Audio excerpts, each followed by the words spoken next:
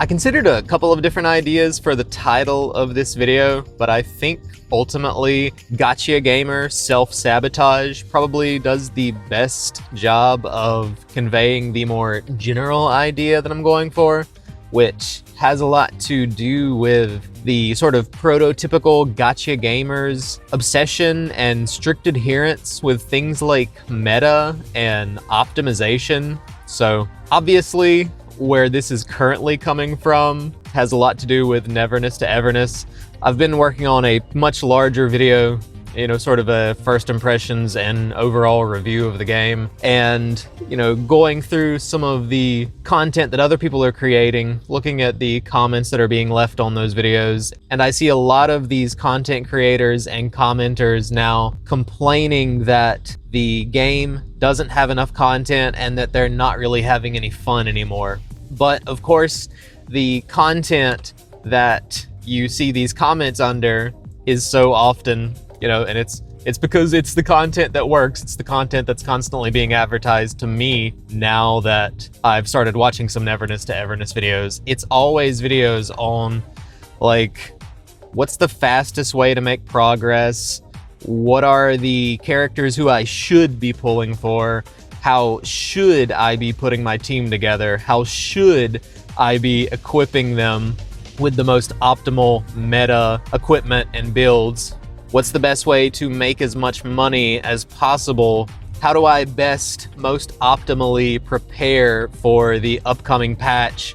What kind of materials and resources and currencies should I, make sure I'm not using? Blah, blah, blah. And at least from my perspective, so much of this ultimately comes down to the question of, like, how do I optimize for making as much progress as possible, as fast as possible, while playing the game as little as possible? So, you have people, they're rushing the story quests, they're rushing the side quests, they're skipping all of the cutscenes, they're pulling based on which characters are meta, they're building their teams based on which builds are meta, they're equipping their characters based on what's most optimal. And that is, of course, as opposed to just pulling for whatever characters you want, building a team out of the characters that you both have and like, and equipping the characters however you feel like, even if it might be at odds with whatever is the meta.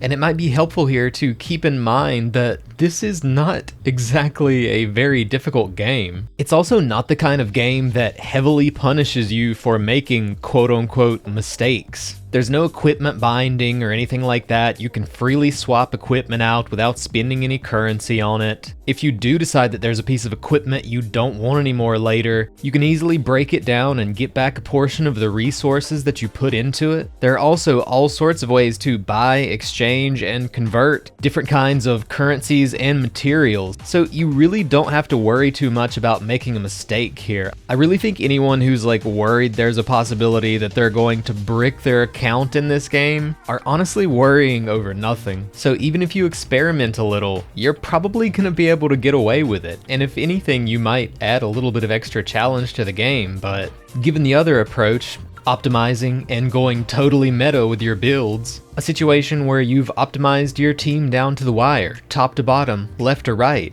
and now you're gonna be steamrolling all of the content with zero challenge whatsoever. They're even, in some cases, going out of their way to find, pseudo exploits to make as much money as possible without playing the side games. And, the City Tycoon, it's half of the game in this, that, in combination with the dating mechanics and all of the open world events that you can run into.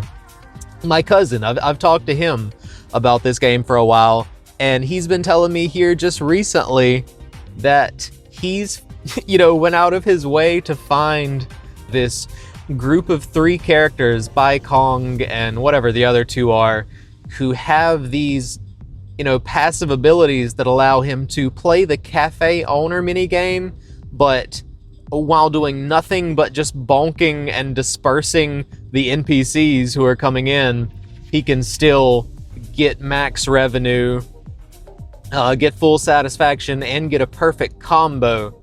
And he's literally found a way to make as much money through this minigame as possible while literally not actually playing the minigame. And so now this is the only thing that he's doing. The only minigame he's playing is Cafe Owner, and he's not even fucking playing it. And so, you know, when this is the approach that so many gamers and so many of the content creators as well take to the game, naturally, 2 to 3 weeks into the game's existence, you see content creators and commenters all over the internet talking about how there's no content and the game's not fun anymore. What did you expect? Like, you optimized the fun out of the game. In the case of this Cafe Owner minigame, you literally optimized the game out of the game. And once again, like City Tycoon and the dating mechanics and the open world interactions and this stuff, this is like half of the game in freaking Neverness to Everness. So, you know, anyway, just to sort of provide, like, you know, my approach, I really try to not think about, like, what is the meta, what's the optimal way to do everything. I don't try to think too much about, like, how to get the most meta characters on my team. Obviously, I still have meta characters on my team. I have Nonali on my primary team, and she's basically my main. But here's the thing, like, she's not my main because she's meta. She's my main because she's cute and I have fun running up the sides of skyscrapers. That's why she's my main, not because she has the best DPS, even though, you know, she probably does have the best DPS.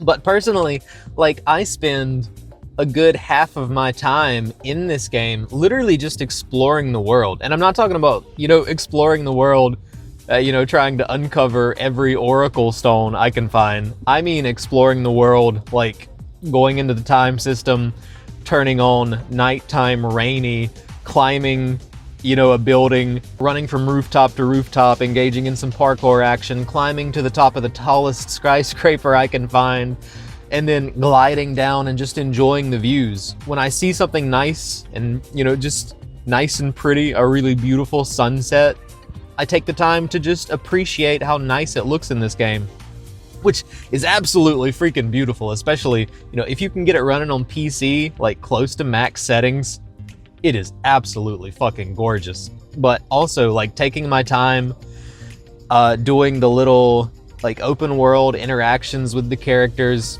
When I was playing through the story, not rushing it, not skipping all the cutscenes. I won't lie, I did, you know, there were times when I got to a point in a cutscene where I was like, okay, I get the point. They're starting to kind of repeat themselves, and I get the point that they're going for. I get what they're going for in this cutscene, at which point I did skip a couple of them. But there were some really freaking hilarious cutscenes throughout the story missions, and some really impressive stuff even in some of the cutscenes for some of the side missions in this game. And I know, I just know there are a ton of these people who are saying this right now who skipped all of that shit. And you know, back to the team building thing, like, I'm sure there are people who will say, yeah, but you still have Nonali on your team, and like this other stuff is just your excuse, you know, rationalizing what you're doing for another reason. But I also have Fadia on my main team. Why do I have Fadia on my main team? It's certainly not because she's meta. Everyone seems to think that she's like the worst S rank in the game. But for me personally, I think she has some of the most unique gameplay in the game. Like, she's really weighty. I kind of like that she's weighty and slow. Obviously, she looks great. And, you know, her personality is funny and unique when compared to so many of the other characters in the game.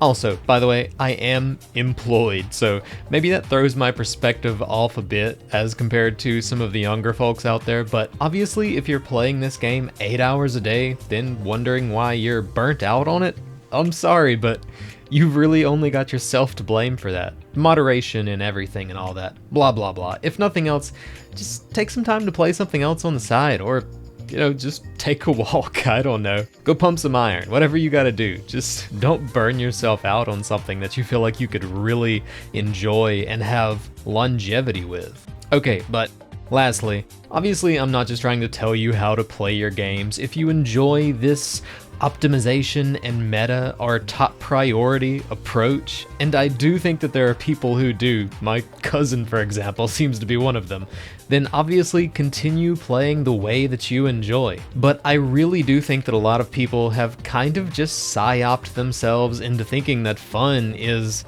turning their game into a second job or a set of checklists to go down to achieve some ultimate goal. Also, frankly, I just find this to be a really interesting phenomenon as someone who really is the exact opposite. As in, I take my sweet ass time playing games like this. That's the only way that they're really, truly fun for me. But anyway, is there anything else in particular that I wanted to say? Oh yeah. I mean, this one's probably pretty obvious if you've made it this far into the video, but like, don't try to mimic what content creators are doing. Most of these guys, they're really going out of their way to just plow through the game as fast as possible so that they can make more content. And like, one of the reasons that they're, you know, going out of their way to get the most meta characters and the most meta builds, and they're basing like who they're pulling on who is going to be the most optimal. It's, you know, because they want to finish the content as quick as possible and make as much content as possible. Don't try to mimic that. And I mean, unless that's fun for you. But I think for most people, you know, after 2 or 3 weeks, you realize you've kind of ruined the fun.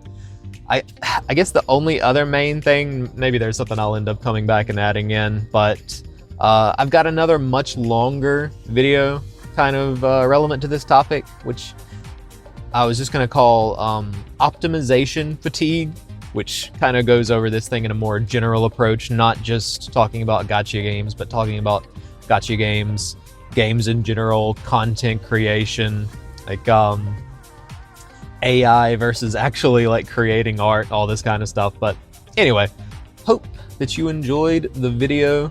I'm about to have to order anyway, so I guess I gotta end the video. Hope that you enjoyed the video, and peace.